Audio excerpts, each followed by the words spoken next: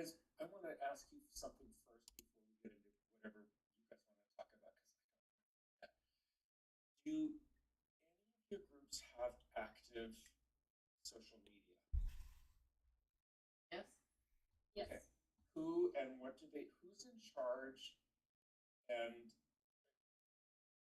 Amir is kind of, SRT just doesn't do social media. Our networks do their own, but ever since X, they've not really settled on a good alternative. So different networks are trying different things. And then SRT technically has a Facebook account, but it was run by a member off of her personal account and like 10 or more years ago. And then she just dropped off the face of the earth and never responded to emails again. So we have a Facebook account. I can't do anything with it. I think I need to somehow petition Facebook to give me control of it.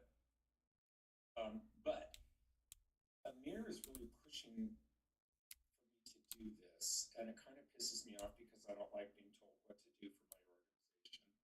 And I don't really see Facebook in particular as being a very effective marketing tool. I've got 3,000 people on an email list, and I don't know, there would be 600 or 700 people on Facebook, and Facebook seems to be on its way out, on its way in. So it just does not feel like a good use of my time, and yet I'm being pushed by an owner to do this. So I'm looking into it, but my questions for you guys are, who, off of whose account do your Facebook things, if you have Facebook, where do they live? And when you post, do you post, does a member post? And if I post for the conference, does that mean I've got to have Kenzie design little tiny graphics that I do every time? Because the whole point of social media is a visual. So I'm kind of needing your help today because I don't know what to do about this. I'm not a social media guy. Yes, I'm gonna let you go because I'm also not a social media person. I don't have a social media person. But I can share what my groups do, but it's not going to be very helpful. So, because not many of them have it. One has even deleted a lot of their social media accounts because they are off. They hate social media now too. So, Jess, I'll let you go. Yeah, I have a lot of thoughts, and really it depends on the client. So the one I always go to first is ISPN because I know that one the best. So really, that was me and Steph and the meeting planner. They were linked off of our personal, listen to the whole story because I know that's changing, right? They were linked off of our personal pages. We were admins. We used to have a small group of 2 or 3 people that would help post like the content stuff to keep it going. And Steph and I, mostly Steph now, will post about the conference or upcoming webinars, more like the admin type of thing that we know, right? But like I can't pick out an article and say, hey, this is good, read it, you know? So I think ISPN social media, they have Facebook, Instagram, LinkedIn, and X. And I would say LinkedIn, Instagram, and Facebook are the 3 that they use the most. Our current conference chair is huge with social media. So she is posting or sends us the stuff to post, or she posted it on her own page and then tells us, and we go in and repost or retweet or whatever, right? Share, whatever the term is for the specific platform. And she's really trying to beef that up. I don't know how much it actually helps. I think very little. But it gets it out there. I think ISPN has a couple thousand followers, so I don't know whether people look at it or see it. I don't really know. But that's kind of theirs.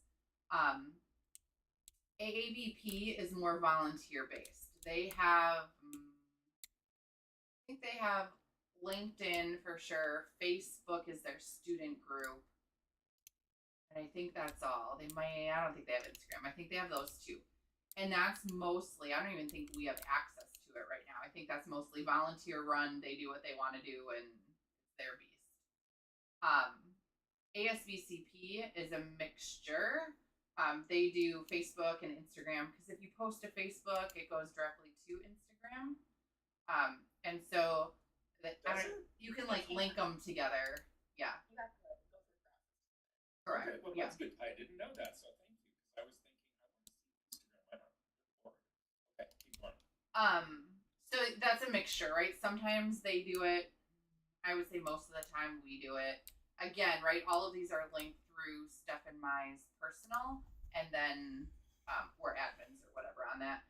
ASVCP has a dedicated person, like one of their committee members is also an admin on theirs. SCMHR has one, but I can't figure out how to get access to it. I have tried to find a help thing. I've tried to report it. I've tried to take it over, and I can't figure out how. So on our November meeting, I think we're just going to create a new one if that's what they want to do, because I can't. Steph and I have spent so much time trying to figure out how to get a hold of Facebook to be like, hey, this really is us. But I can't even figure out how to start that process. So they keep saying you have to go back to the admin. Well, no one knows who that person is, so there's no way I can get back to that person. Theirs has not been active since like, I don't know, 2016 or something like that. So I mean, they're what they are. But the big thing is, right, the overall is that Amir is trying to move everything to this business account. So I don't really understand that, but my little brain knows that there's some kind of TRG business Facebook thing. And they're taking all of these, ISPN's Facebook, ISPN's LinkedIn, ASVCPs, and they have to send out some kind of approval. And then whoever that goes to, which I can't figure out who it is, whether it's me, Steph, or the volunteer, gets some kind of notification to accept. And then they're hooked up to this TRG business account. When that's all hooked up, I believe I will be able to unlink it to my personal account, and so will Steph. So that we only post out of the TRG business account on behalf of our clients, which I think is great because I don't really want it linked up with my own. So that's a process. I think we finally got ISPN and AAVP maybe. I don't know. It's like you can only request the invite once, and Steph and I are full admins, but we didn't get the email. It went to, this random volunteer that is not even on our admin list, but his email must be in there somewhere. So I don't even know how to take him off. Luckily he gave it to us. We got it linked up. It's fine. But I don't even know where he lives in the admin side of things. So anyways, it's a work in progress, but I don't think any of my groups do it great. But so, okay, quick question, couple questions. Have you tried to petition Facebook to change the admin? I don't know where to petition to. I can't even find an email. I can't find a button. Stefan, I've Googled how to do it, and I can't figure it out. So, in theory, if we want to do Facebook, we're going to have to start a new Facebook page. I mean, that's... And if I do that, it can't be Society for Research on Nicotine and Tobacco because that one already exists. So I would have to come up with a different... I didn't think about that. Because that name is already taken, I can't start a second one. So that's the first thing I have to wrestle with. But if you and Steph have both been Googling and trying and you haven't come up with anything, I feel the need that I'm going to have to at least try to do the same thing so I can tell Amir that I have tried and I don't know what to do. So that's helpful. I emailed Bill this morning to find out what PS does, and he's like, yeah, they've got a very active Facebook, but one of their full-time employees doesn't. So that's one of the reasons it's active, is because they have a dedicated staff person doing it. But he emailed back and said if I wanted to get on a quick call with him and go through some stuff, he'd be happy to. So if I do that with him, do either one of you want to join a call like that? I jump on. Why not listen? I'll let you guys know if you want to join. Great. Just while we're talking, can you pull up ISPN ISPN LinkedIn page. I don't even know what the hell you would post on LinkedIn, because to me, LinkedIn is just about, your resume and your connections. I don't know if something on LinkedIn. I would love to see that. Question. I know you said that one lady for Facebook for SRT dropped off the Facebook. Has there been attempts to like Google her and find a new email address and contact her at all? Not lately, but I mean, I tried for several years. Yeah. Her name is Sheila Alessia, and she worked. But I've just lost all track. I have not tried to find her again. Yeah. In part because she just didn't respond to anything back when I know she was at. Okay. Okay. So this is their LinkedIn. We always put up the conference graphic, right? Our little picture is our logo. But really we use it like Facebook, right? So like we have member spotlights. Our awards go on here. I'm trying to see what else.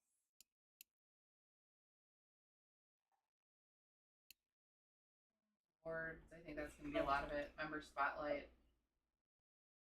Okay, I will follow up with you separately then, so we don't need to take time today. But this looks good, and if this is a way to do something, then all right, this might be better than Facebook, because Facebook is a closed group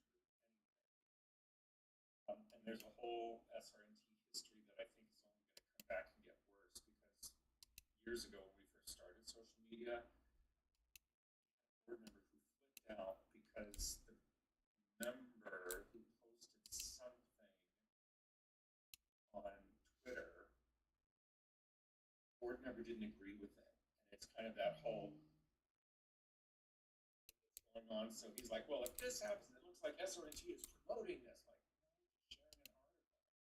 He just flipped out at a board meeting, and the board just decided that this was no, we're not going to do this. So we really haven't done it since then, and I think the politics have only gotten worse.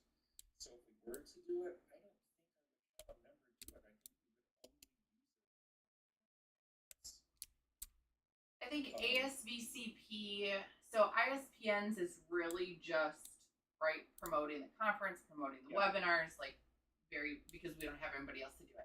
ASVCPs, I think, is more interactive, where I think you would want that, right? Like they have a volunteer who's part of a committee, but when their new journal comes out, they'll write, like here's my lack of knowledge on veterinarians, but let's say it's a color all about sky, right? So they'll do like a little tagline of, hey, look at the sky on, and see what happens, blah, blah, blah. Here's a link to the article. And so it's like article of the week. And so it's already a peer-reviewed article that's in their journal, and they just pull out like a tagline and then have a link to their journal article. And it comes out every Friday. They schedule it for 10 a.m. And so I just think that one's kind of like easy enough. But I think people look for that. They also have they have weird pictures, right? So they can do like their dog's in a costume around Halloween. So people whatever post. So I just think they have some cute, interesting, interactive. Whereas ISPNs, like you said, is strictly I'm going to call it more admin posts. Yeah. Well, with SRNT, most of our networks have their own social media thing. I'm not sure if basic science and genetics do, but I think most of the others have their own social media accounts somewhere. Like I said, they're getting off of X if they're not off already. So networks kind of have their own thing. I think that our journal has its own social media person, volunteer, that does stuff. And in theory, I can see the need for like an overarching SRNT that pulls from all of those things. Who's got the time to do that? I'm sorry. So I don't know. And here's my last question for you, Jess, and then we can move on. Would you be willing to do, and there's no right or wrong answer to this, like a member survey asking how effective different platforms are? Do you get your information? What information do you get from here? Or whatever, just something like that. because on one hand, I understand social media is a great place to promote things, and the kids today are less about emails, about social media posting, so I get it. But I would like to know if it's working. Because if it's Yeah. not working, then why am I spending my time and Kenzie spending her time doing artwork? I don't want to spend my time on something that's not actually effective. Yeah, I mean, I definitely can. We do ask on our conference, like, how did you hear about the conference, or where did you get your information? And it's like majority by a long shot, emails or the website, and every social media platform is under. I don't even know if any of them gets to 15%. Like it is very little that people get right information about the conference, which I think post on that a lot. But yeah, it's very few people that get their information from Would you be able to pull that question from the last, 2 or 3 surveys and just Yep. shoot me that? there. Sure. Because if we really are, I mean, right now we're just talking about promoting the conference. So that information I think would be really helpful. And what I might end up doing is sending an email to my board and saying, okay, folks, I need to know if you think this is worth time and energy. And in the future, this might be something that the Reese Group charges for. I'm not going to say that, but that's the reality. Right now, it's not in the contract, but Amir wants me to do it anyway.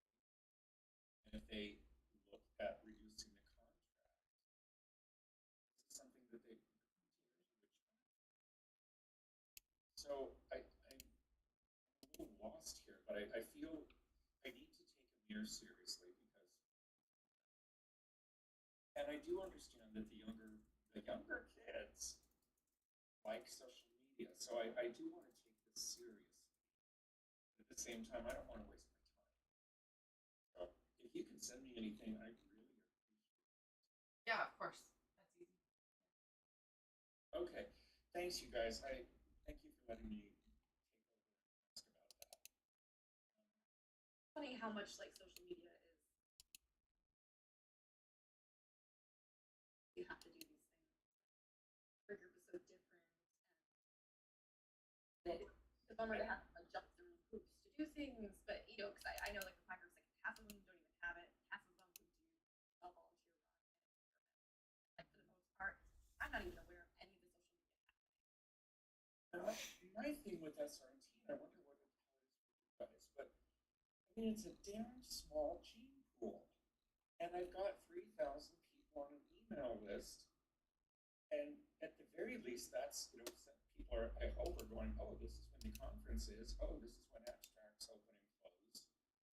I may not be reading all the emails we send, but some of those bigger ones are there, and I'm not sure that Amir understands that it is a relatively small gene pool. Putting it out on social media isn't necessarily going to get all these people who have never heard of SRT. If they haven't heard of SRT, they're not going to be following us in the first place. And he somehow thinks that people who aren't on my email list are going to want to come to the conference. People who come to the conference are people who've submitted things, people who've been in the past, members, former members, just random people out of the public. They're not going to come to the conference, and they wouldn't be following us or anything. To me, like, it's such a duplicative effort, and it's not going to be. I don't think that we have closed groups. They might not technically closed, but they are. These are not trying to sell a product to the general public. I'm not sure he. Well, that's like, I was talking with Rob and stuff, and we were going through that Placky, whatever platform about elections, and he's like, well, aren't you going to post that on social media? And I was like, well, no, because only members can vote. Like, I'm not putting my election on social media. Oh, okay. But, another similar thing, right? Like, I don't know. We do put some members only. Yeah, I don't know. Members only stuff on social media. I mean, of course, it's behind a wall, right? So if you're a non-member, I think we put our spotlights up there to try and like draw in more people. I don't think it helps, but when they go to the link, they can't get there because they're not a member. Yeah, again, I'm sorry, but it just feels like a duplicate. And it's, okay, what if 3 whole people come because they saw social media? Is all this time and effort worth 3 registrations? Right. Yep. It's probably worth more investment in the experience of the members and participants who already have, so that they can make sure to bring their colleagues.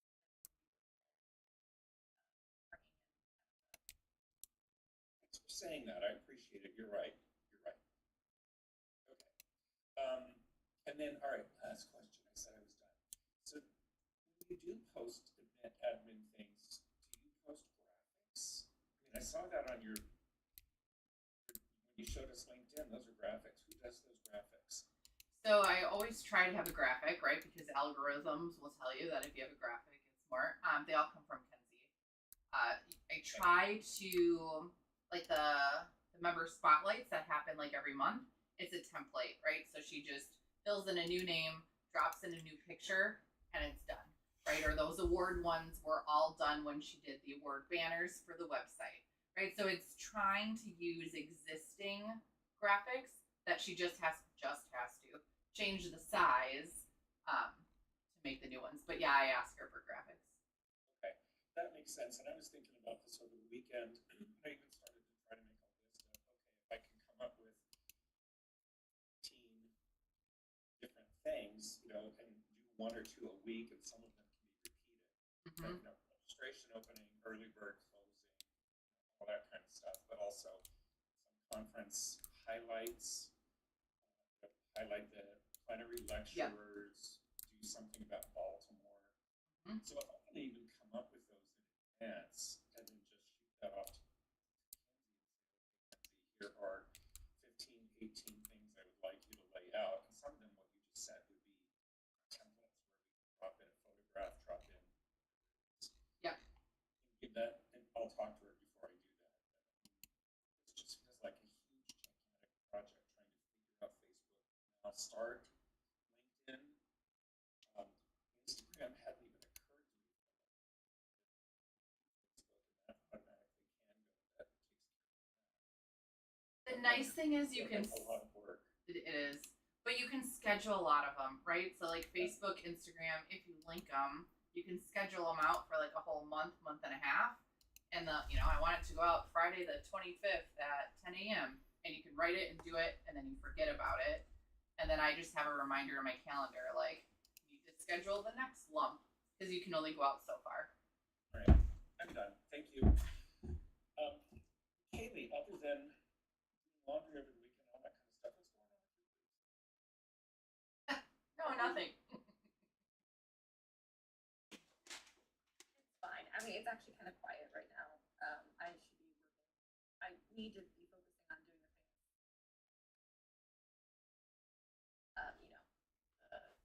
Start working on a budget for someone, or working on a conflict of interest policy. Oh, actually, I have to work on a conflict of interest policy of some sort. So if either of any of your groups have a particularly good conflict of interest policy, specifically though, so this would be a good question. There's, they don't have one at all. I'm sure they need to have an organization-wide one. But specifically also, the reason why this came up is because of their election. Kind of a disaster this past week. Their nomination process, so they have this weird election process where the Board of Trustees nominates people for the Board of Trustees. Editorial Council nominates people for Editorial Council. When all those nominations come in, we put all of the nominees on a ranking ballot. Then the Board of Trustees ranks their candidates, the Editorial Council ranks their candidates. And then the top 2 from each of those go onto the actual ballot that goes to all the membership. So the problem that came up was that for the first time in all these years of this process being done, out of nowhere, Editorial Council said, whoa, well, what if I have a conflict of interest? Ranking ballot. And then, so it just kind of ended, I'm sitting here kind of telling the secretary and executive committee last week, you're a small group, like there's probably never not been a conflict of interest in Right. some capacity. Like you're all they're colleagues, you're connected in some way, you're very connected group. But of course, you know, it is important they are doing this fairly, and essentially they don't want to say it, but the reason why it's particularly worrisome is because essentially the person who brought it up has a like non-publicized, not confirmed relationship with someone in society, and everyone is like knows, but no one's ever seen or confirmed it, and like it's been years, and everyone kind of glosses over this. So at least she's the one who brought it up, but that is like where people really got concerned because he was also probably this guy was probably one of the top ranked people, and she's on there, so they're like, well, that's really a bad conflict of interest, right? And so I think people are really upset. They don't want that to sway things. So anyway, all of this to say, the conflict of interest and disclosure policy is probably more about their elections because it's so niche, like because they themselves are creating people that are going on the ballot, and so it kind of seems like self-selecting. Like if you're on editorial council, then how are you supposed to get outside that group? And they don't want to be biased. I think it's a really fair thing. I just wish that. Okay. Yeah. Do you still have access to SRNT backend? Oh, actually, it's join. Yes. I mean, if you do, and if not, just shoot an email to Jeanette and ask her for a password or whatever, so you can get in SRNT too. Sorry? Jeanette doing SRNT. Because when Josh left, they didn't replace Josh. So Jeanette now does some membership as well. Anyhow,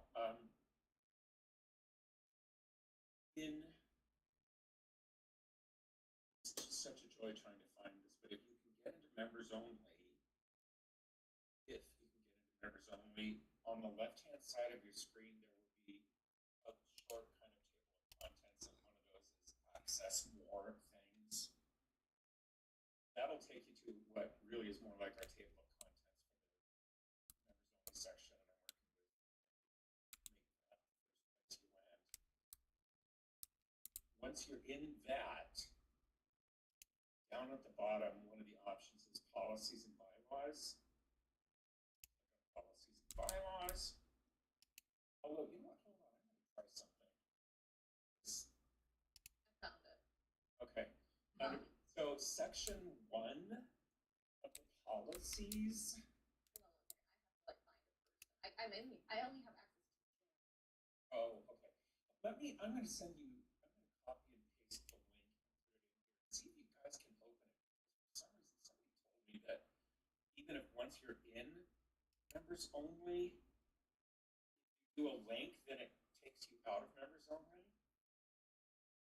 It's just weird to me, but okay, I have just put this into the chat. See if you can open that.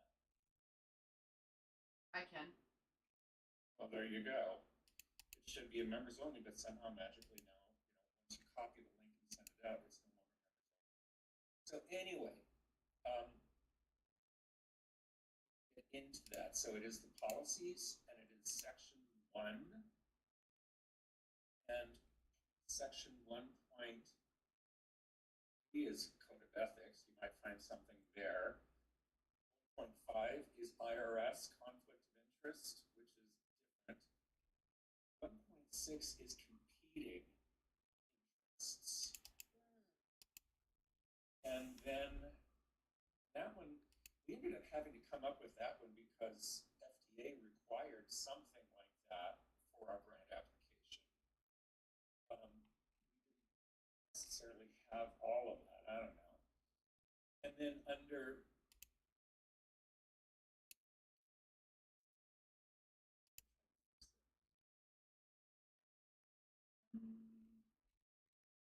every time you want to go back to something, you have to go back. Under the annual meeting, I'll send you that one as well. There's one little short, there's a disclosure policy for presenters.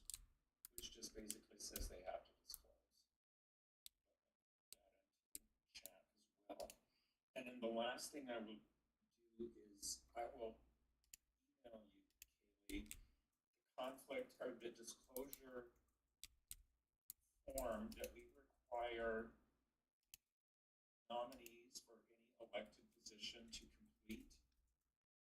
And we also now require our program committee co-chairs to complete it. And it's an extended version of what we have our oral presenters do, and this whole on conflict of interest and disclosing that. So like with the conference, if it's an oral presentation, we have a slide that they have to use that slide template. And if it's a poster, they have to do a specific template and put it in the upper left-hand corner of the poster. So SRT is really cracking down on disclosing those conflicts. Like I think all of this is so important. Like it's necessary and good, honestly. I agree. Is there like though, you know, have you ever or do you think it's necessary? Which my group does think it's necessary to have some sort of conflict of interest policy about like literally those on the board and like their actions, and especially when it comes like because they're the ones selecting and ranking for the society. You know what I mean? Yeah, here's what I would say about that. This is personal feeling. That's the whole point of a disclosure. As soon as you start saying who can and cannot run, you're taking that away from your members. And if it is such a small gene pool that there's just crossover, then at some point you're eliminating everybody who might ever be able to hold a position. Right. So rather than saying you can't have, you just have to disclose and let your members make the decision what they're comfortable and uncomfortable with. I think that's really, that then we start getting to censoring because you want to apply that to the science itself. Oh, if you've got this disclosure, you can't present. Well, that becomes censoring of science because we don't like who you get money from, therefore you can't present the right thing. That's one of the big issues with SRT right now because it's all about if you do this, you can't put it in the box instead of just disclose it and let everybody else decide what they think. Well, how do you do that then without like causing undue concern about the validity of your election? If like the editorial council they disclose it, does it just stay with an editorial council? Like the disclosure of that? Well, I'm not sure how this all works, but we do have our nominees fill it out, and the members see the disclosure form when they vote. I think that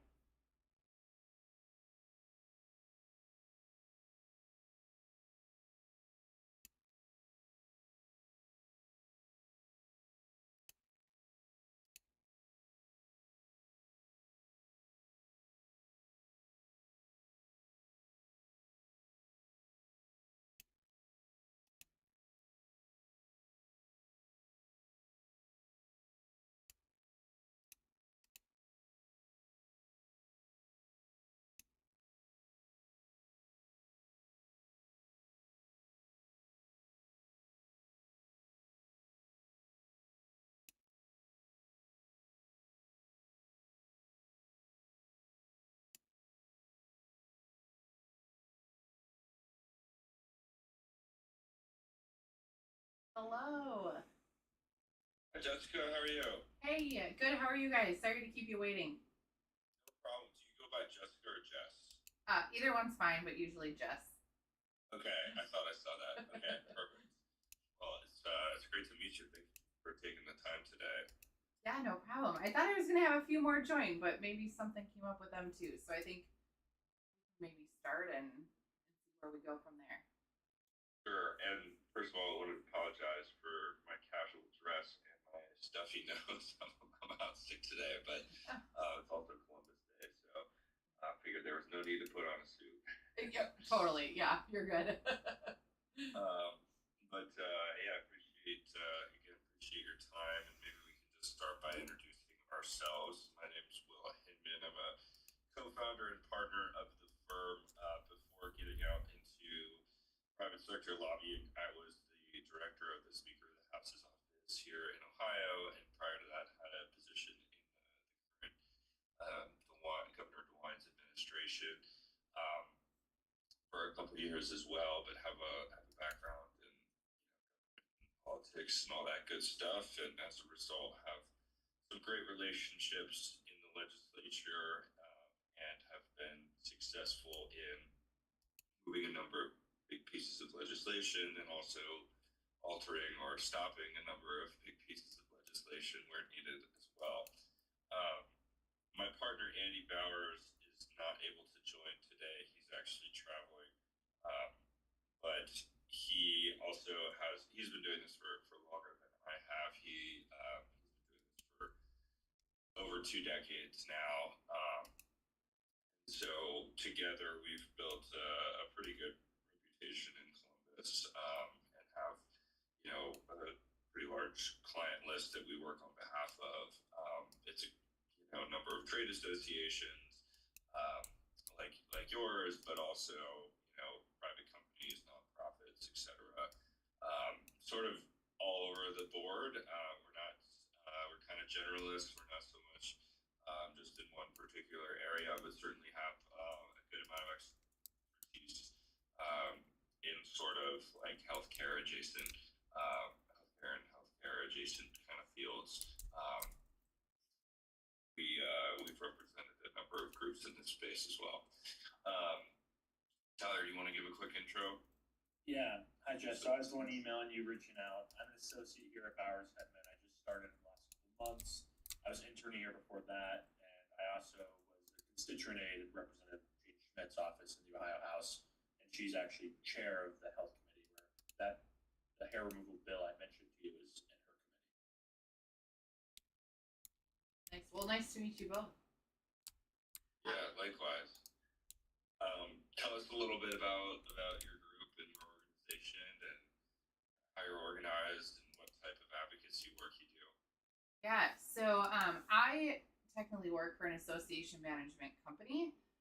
And so we have, a full house of different organizations. And then I'm the executive director of 4 or 5 different groups, but one of them being SCMHR. I've been working with them for just over a year. I feel like my other groups are slightly, like they're membership associations, but they're slightly different. I feel like this one is very technical and the certifications and, licensure. I guess I work with nurses, but they kind of do their CE outside of it, whereas SCMHR kind of houses that, right? So I feel like I'm trying to get caught up. You know how that is with new lingo, and hair removal is not something that I was relatively familiar with before I started working with them. So I feel like I have a learning curve, but I'm getting there. They've been around for a long time. They've been with the Reese Group, my company, for a very long time as well. Their previous executive director retired. So I keep pinging her with questions, but she was kind of the guru. So I'm learning. But they're a 501c6.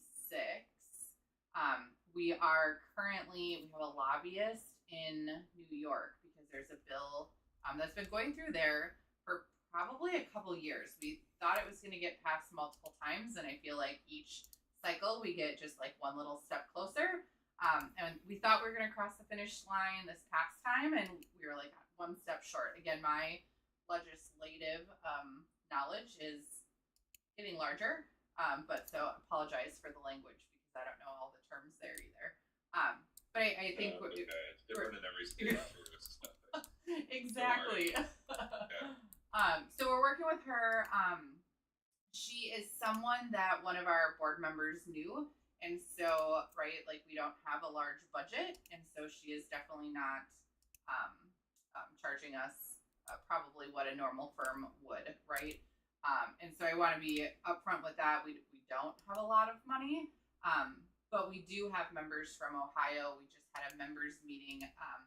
Not that you're all in Texas, but they were talking about Texas and how there's things going through the pipes there too. So I think it's something that's going to be coming in more states as we kind of move along, and as other ones get a little bit further, I think that knowledge is going to come out. So I do think it's something that we need to be cognizant about, and curious on what we could do together to help the profession. Yeah, That sounds great. So you're based in Madison, is that right? Correct. Mm-hmm. Oh, awesome. Great town. Yeah, not too far from Ohio. Yeah, yeah. I love jumping on these calls, and when it's somebody else from the Midwest, it's nice versus just the DC folks. They're a little different, have their own style. So, no, that's awesome. And what is the nurses group you work with? Just out of curiosity, because I do we do a little bit of association management, all kind of Ohio based Okay. trade association. So I'm actually the executive director of our utility scale solar energy coalition. Oh, interesting. So we run that. But yeah, I'm just curious. I've worked in the past with the association of perioperative registered nurses. Oh, That interesting. was a client. For a while. Okay. Yeah. Yeah, we're the International Society of Psychiatric Mental Health Nurses. Oh, okay, great. So, yeah, they're fun. Yeah, that sounds interesting and certainly important. So that's great. Yeah, so I mean, in terms of what we can do in Ohio, I know that Tyler sent over the legislation. Sort of interested in your initial feedback. If it's something that your group might be inclined to support, oppose, want to amend, etc. Um, and then we can kind of get into how we typically engage and what the process looks like. Got it. Yeah. I did not send that to my board, but I should have probably done that before this meeting. So I will send that to them and kind of get their viewpoint on that. And maybe that's just the next step.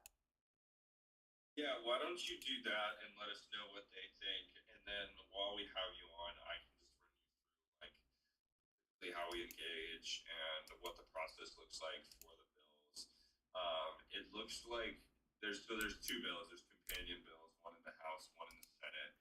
Um, I think they're identical, at least in my initial reading. Tyler, were you able to kind of do that side by side comparison? I think they're almost entirely identical. There could be some technical things, but I think they're true companions. Yeah. The bill in the Senate is carried by a member of leadership. The bill in the House is carried by a freshman member. Both are members of the majority party, which means, that they'll at least get their day, so to speak. Usually, if they're carried in by members of the minority caucus, they might sort of be dead on arrival. But especially with a member of leadership in the Senate carrying the Senate's bill, you would expect that bill to get some attention. They were introduced more recently, sort of so basically our legislature runs continuously, but they have occasional recess. So we have a two-year cycle, two-year legislature, but they can meet all the time and do meet pretty regularly throughout the year, but again, just have periodic recess. So the Senate bill was introduced right before the summer recess, and so now that they're coming back, you might expect some action on that bill. The House bill was introduced right around the same time, right before recess as well, and that bill actually has already had a committee hearing. But we'll see where it goes from here. So typically what we would do is, take your feedback as to your organization's position on the bill and then advocate for your position, whether that's amending the bill and working with the sponsors and committee members, et cetera, to amend the bill, caucus staff, things like that, committee staff, et cetera, or, working with the committee chair, obviously Tyler has a very close relationship with, we have very close relationships with, to, promote the bill or, working to potentially kill it if it's something that your organization takes a major issue with. We usually work on a monthly rate with our clients. Typically that's around $5,000 a month. But given the size of your organization and your budget constraints, it's something that we can negotiate on a little bit. That like totally, do you think that like is totally too high? I mean, I'm just interested in kind of your feedback on that amount. Just in for the sake of having an open conversation, I guess, and being frank. Yeah, for sure. Yeah, being honest, I think we could not do 5,000 a month.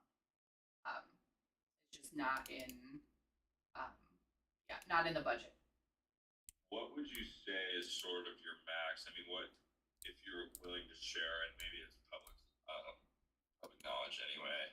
What are you kind of paying your New York lobbyists? What might be a more palatable amount of money, Rivers? So she's doing it for 10,000 for the year. Okay, so got it. It's quite a bit lower. Yeah, that would probably be very difficult for us. Yeah. Yeah, that's probably too low. Just being honest with you, but why don't you get your members' feedback? Yep. And maybe it's something that might be really easy for us, based on our conversations, and maybe it is something we'd be willing to entertain for less than our normal rate. So maybe we could start there and just circle back to that point. I think that's great because I think that goes the other way too, right? Like I could take it to them and they could be like, yes, this is something we definitely want to support. And then you play with your budget and find money and take it away from something else to put towards this. So I think there might be some play there. Depending on what it is, what it looks like. But I think it's a good place to start. I'll bring it back to them. I'll tell them about the 5,000 and start there and see, tell them it's negotiable a little bit. And then kind of we can go from there. Okay. Yeah, that sounds great. Well, unless you have any other questions or anything like that would be helpful as you have that conversation, we can keep this pretty short and just plan to follow up once you hear back from your board and see what direction they want to go. That sounds great. Tyler, could I ask you a favor to send those bills one more time? Thank you so much. Yeah, I was already crafting up an email, and Ohio does a great thing with analysis, so I can send you the analysis as well, so you don't have to put your lawyer hat on and try to read the actual bill. Awesome. Thank you. I appreciate it, and I appreciate both your times. Yeah, likewise, Jess. It was great to meet you, and if it doesn't work out on this issue, maybe there's another client or association that you have that has interest in Ohio. We would love to keep the relationship up between our firms. I agree. Yeah, definitely. Feel better. Thank you. I'm probably due for another day here soon. So. All right, take care, guys. I'll talk to you soon. All right, thank you so much. Bye. Bye.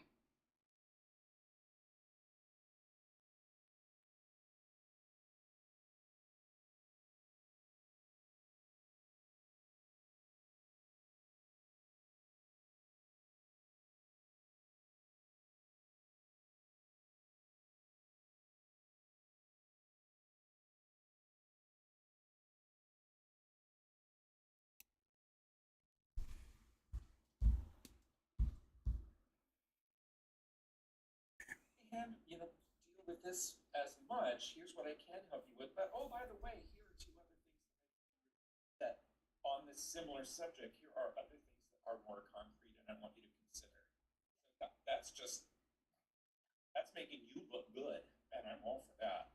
Yeah, thanks, Bruce.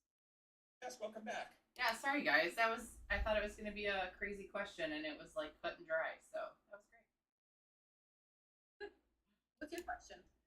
Did you guys get that through the mail, the Discover Card Merchant Settlement Class Action thing? Can I share my screen? I don't even know if this is legit. Do you have a Discover card? No? Then this is junk. So they would just send it to all my clients? What? So So this one's to AAVP, but I got one for ASVCP also. So here's the thing. First of all, I think this is junk because if you don't have a Discover card, then it's junk. They are just trying to send it to every single Right. person who might have possibly had a Discover card, because it's like one of those class action lawsuits. Thank you. Claim. Thank you. If you don't have a Discover card, ignore it. Well, okay, and then I got in my head about did they have one before, you know, and I just needed someone to I'm tell not me aware that of TRG ever, right? Okay. I mean, it's. I didn't even know TRG had American Express. I don't know if that's a more recent thing, but I've got it. All I've ever had with TRG. Okay, thank you. I don't think TRG has ever done Discover. Okay, perfect. I hate getting stuff like that. I have a crazy ASVCP update. You want to hear that? Please. Oh, tell us. So, president, right, was like, you don't have to come to this ACVP, ASVCP board meeting, right? And do you think this time is good? And I said, well, it's later in the day on Saturday. Like, I don't know when board members typically get there, but you might want to check with them. Otherwise, I don't see an issue with it. So, because she outwardly told me that, no, you are not going, and I clarified that, and she said, yes, that's true. I thought they were having an offline, right, or me off the string email about if this time would work. Because if I was getting a group of people together, I would check with them first to see if that time works. All of a sudden, I get an email from ACVP's executive director, copied in Amy, my president, saying, hey, we're all set for the meeting on this date at this time, and which was the one that she had said before. And she said, our current leadership will be there, our incoming people will be there, our executive director and our meeting planner will all be there. Right? So, great. If she wants to come, I'll get back to you, whatever. So then I emailed Amy and I was like, okay, like, you can do whatever you want, but if they're having all of these people there, do you want the same people there for ASVCP? Because, right, she didn't want me and she didn't want incoming going. So let's just make this real clear one more time. And she's like, well, if they're bringing everyone, then I think we should too. Okay, so now I'm going to this meeting, great, which is fine. So I send out an email to everyone saying, hey, this is set up, like, if you're able to make it, let me know, like, blah, blah, blah. Of the, like, 12 people this would encompass, Amy, me, and Johanna maybe can attend, and no one else is going to be there. And so I sent back an email saying, well, if there's, you know, side chat to Amy, hey, like, do you want to see if there's another time that people can meet, you know, that ACVP can meet, or do you want to do it virtually? Which is also simultaneously happening in the base camp chat about people, well, I wish I knew this before I booked my flight and da-da-da-da-da, right? Which I agree with, but I thought it had been communicated without me already, right? Okay. She doesn't get back to me at all. I come to an email this morning, and Amy just responds to the base camp group, you guys can do what you want, I'll be there. Like, okay. So I guess the three of us are going to this super awkward meeting where there's like 20 ACVP and 3 of us ASVCP there. Well, it might be only 2 if Johanna was questionable. Right.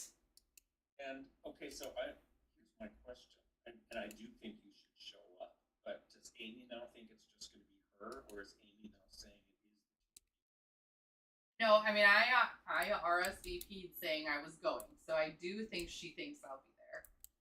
Well, it is what it is. I just think it's crazy. At some point, you can also, since you got an email from the ACVP ED, you might just want to email the ACVP person back and say, hey, FYI, the only 2, this did not get communicated to our board, and our folks are not going to be there. The only 2 people who can be there are the president and me. Do you want to think about rescheduling? I don't know that I feel comfortable about that. Okay, well then don't. Because I feel like then I'm going behind Amy and I don't work as an executive director for this group. Yeah, I mean, okay, I understand that, and I'm not telling you. Right, my next question is, instead of encouraging them to do something, do you feel comfortable just shooting an email back and say, hey, FYI, as far as so and so and so, didn't want you to be surprised on the site. Yeah, that I can definitely say because she wants a head count and who's coming, so they'll know exactly. I mean, I'll put the maybe on there, There you go. And that's all you can do. But that is funny. I Thank you just for that. think it's crazy. Thank you for your updates on ASBC. Oh yeah, they're. Anything more from your incoming treasurer? Is that straightened out, or is that still? No. I think she got put in her place by the current treasurer, going, "We don't need to have a meeting. You're not a voting member yet. I'm still the treasurer. This is too early. We're not having this meeting." So, Good. yep, that was great. I was like, well, finally does something right. right? It was like, okay, well, here we go. Which I agree with. So, yeah, I But think. get ready. Just have all Correct. of those ducks in a row when she's coming in. Yep, exactly. Yeah. Okay. So yeah. Anything else, you guys? We're at 1 hour. Although I took up 10 minutes talking about bread. I don't have anything else.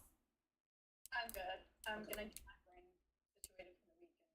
So, Haley, holler at us if something. And Jess, I have it's not bad news, it's sad news. You and I are on opposite schedules for working at home. Ah, Bruce, why did you do that? I didn't do it, Rob did. And I assume it's so that We an can't talk. ED is in the office Yeah, every day probably. instead of both EDs being out of the office at the same time. I mean, I think, Let's roll it out. yeah. I mean, I think if I were Rob, that's what I would have been doing. But it's funny, Agreed. this morning he sticks his head around the door. He's like, "What are you doing here? I thought you were working from home." Well, you gave me my schedule, and I put it into my calendar, and it says I'm working from home on Wednesday and Thursday this week. So I'm in the office Monday, Tuesday, and Friday. So anyway, Well, you and bummer. I are on the same schedule, so we're just going to see our faces in person one day a week. So don't be surprised if all you would just. Duncan, you're fine. Perfect. I would love that. Did you guys hear about Brooke's dad? Okay. Yeah. Just wanted to make sure you knew. Rob emailed. Sorry, Kaylee, you were on it. What? Yeah. Staff. No, he just emailed me and Jess. I'm sure because he told you in person, and me and Jess are working from home. So he probably wanted to let us know separately. Yeah, I didn't actually. That was a question I had for you with that email. Are we supposed to be communicating that onwards to the people? Because, like, I mean, Corey may very well be talking, like, emailing with Brooke all the time. So I'm like, should I be telling Corey? But it didn't feel clear if I should be communicating that level of personal news. Here's my strong suggestion. Communicate it. I would Because too. Rob told me in person, and he said, "So, wait, she's in Korea." Yeah, she left this morning, I think. Yep. Nightmare. So anyway, what he said to me was, "Please don't reach out to Brooke unless something is critical. Don't just leave her alone." So if that is the message, if the message is leave Brooke alone, then you need to get that to people. Yeah, I think so too. Okay. Because the whole point is let's protect Brooke. So if Rob has not told the whole staff, which apparently he has, good lord, send one email to the staff and be done. Yeah. All right, you guys are wonderful. I appreciate you both very much, and I will talk with you later. Have a I'll good see week. you tomorrow in person, Jess, and Kaylee, I wish I could see you in person. Just come in so you can see us. Yeah, sorry, I got a text today, like, caught me off guard. Yeah, no, I think I'm gonna be in on Tuesday, October 28th. That's a good day to pick because if it wasn't a Tuesday, I would have to think you're either choosing me or Bruce. So I'm glad you picked a Tuesday. Yes, I have to tell you this. I'm going to be on an airplane on that day, so apparently Kaylee has picked you over. I don't know if I'm going to be there either. I think I come back from ASBCP that day. Okay, well, I'll find another day to come in. Things are fine, starting to balance out. Maybe in November I'll come around. Yeah, that's the weekend I'm going to Cherryville, New Jersey to dog sit 2 corgis. Ooh. That's fun. Now, my friends seem to think that I care about them, and the dogs, that I care about the dogs as much as babying them as much as they do. Like, that's not going to happen. I'll take them out for a walk. I'll feed them, but I'm not. acts like those two dogs are her new babies because she's an empty nester, and I'm like, they're not my babies. That's funny. Oh, well, you guys have a good one. But I'm not going to go babysit. All right, you guys are wonderful. I'll talk to you later. Bye, guys. Okay. Sorry. Nice. No more for the rest of the day? It's even better.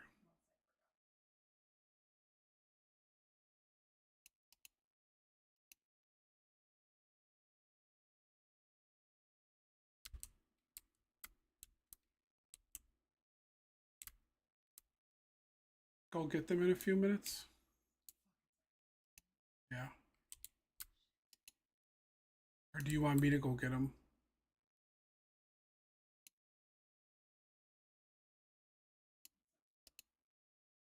Well, I'll wait for you if you want me to. I've got no. Should I stay here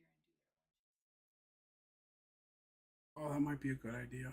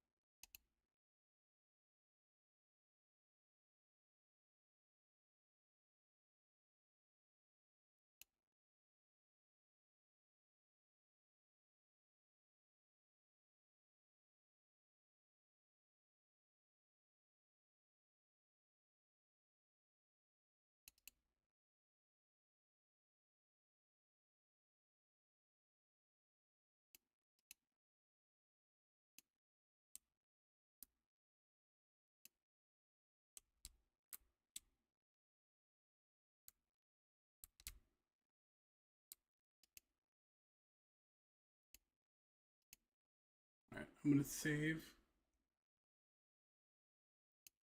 And then I'll go get them.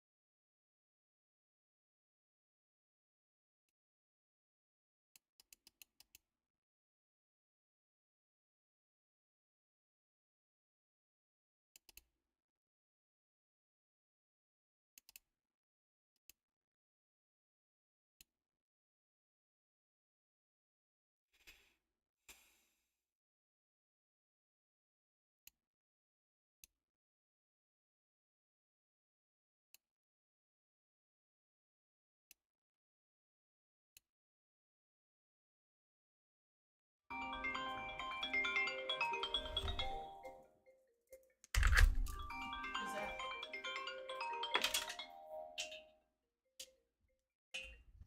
Hello? Hello?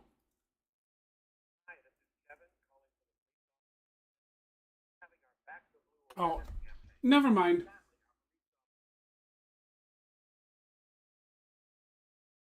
That was weird. It's usually been a different number for that. That's why they use a different one. thought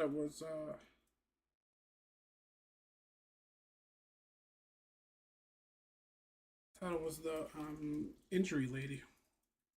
Oh, That's the number that because they called from Missouri, and that was the number where it came from.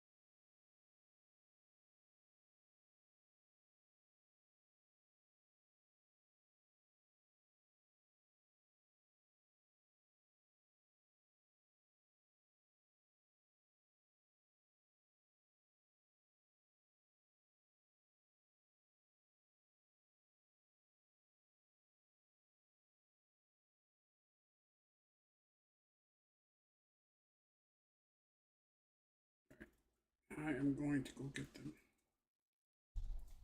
okay. What should I do for lunch?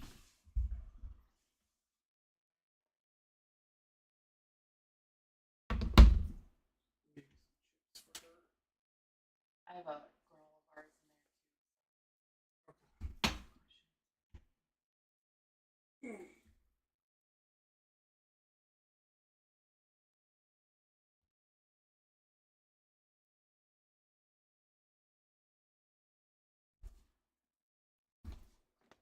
All right, I'll be back in a few minutes. Let's see.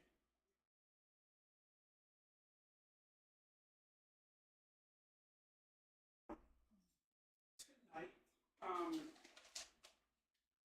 don't know how you crafted that letter to Tops. ChatGPT. Oh, did you save it at all? Didn't.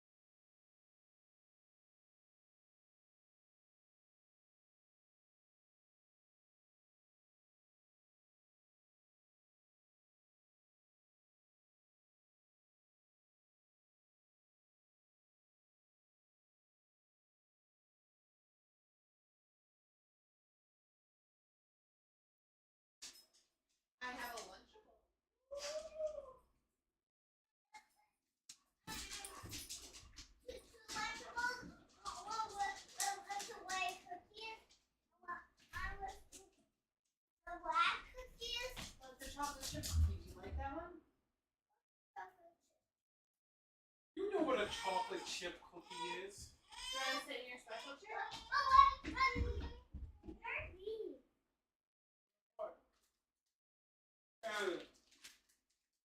Everyone after you wake up from that.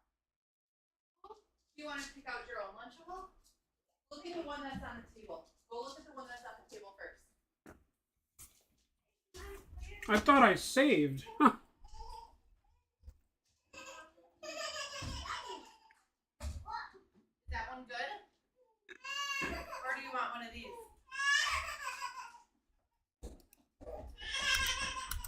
I'll be right there to help you. I thought I saved. I'm sorry.